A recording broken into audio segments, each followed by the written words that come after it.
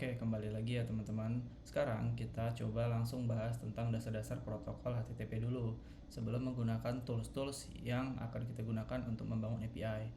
Yang pertama, untuk pengenalan protokol HTTP, seperti yang disinggung sebelumnya, HTTP adalah Hypertext Transfer Protocol, adalah protokol komunikasi yang digunakan untuk mentransfer data di WWE, WW3 atau orang bilang World Wide Web. Protokol ini berfungsi sebagai dasar untuk pertukaran informasi antara klien, itu browser ya teman-teman, dan server. HTTP bekerja di atas model client server, di mana klien mengirimkan permintaan kepada server dan server mengirimkan balasan respon sebagai tanggapannya. Lalu di sini HTTP itu punya 4 metode ya teman-teman. Nah, 4 metode ini tuh sering kali banget dipakai bagi seorang backend untuk mengirimkan informasi atau menerima informasi dari klien.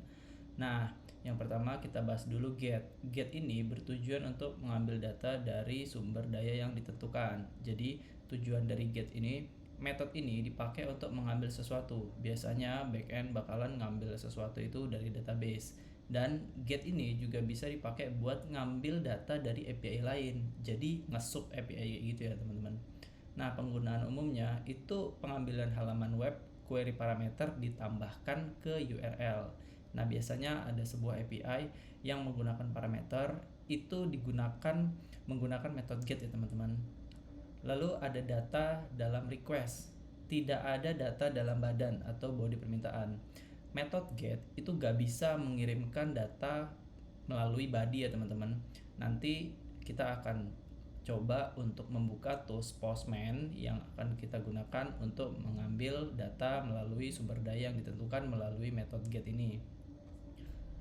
Lalu ada metode post. Metode post ini bertujuan untuk diproses ke sumber daya yang ditentukan. Jadi kalau get tadi itu kita ngambil data dari suatu tempat, berarti post adalah kebalikannya, yaitu mengirimkan data ke tempat tersebut yang udah ditentukan, misalnya database atau sumber daya lainnya.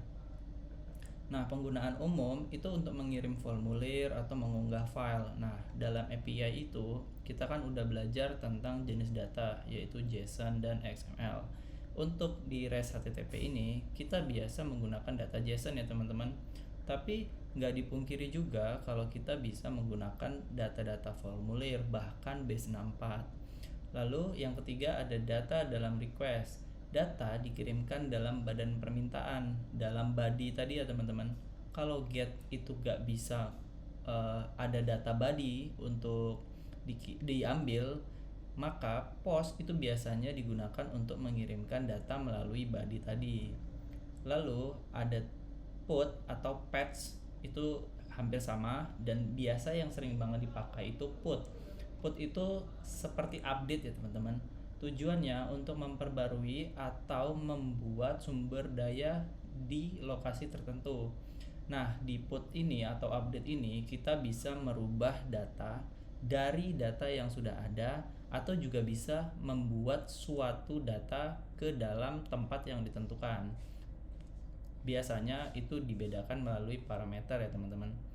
Yang kedua itu penggunaan umum, mengupdate data sumber daya atau membuat sumber daya baru.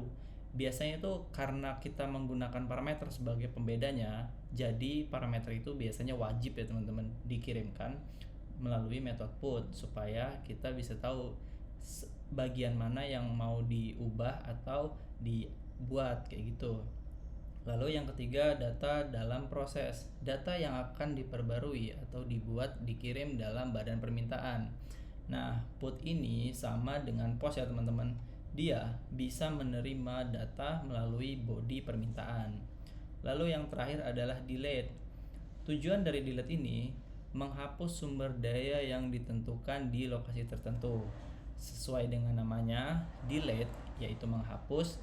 Namun, delete juga perlu diperhatikan dan wajib mengirimkan parameter ya teman-teman di URL-nya. Sama dengan metode put tadi, untuk mengidentifikasi mana data yang mau dihapus.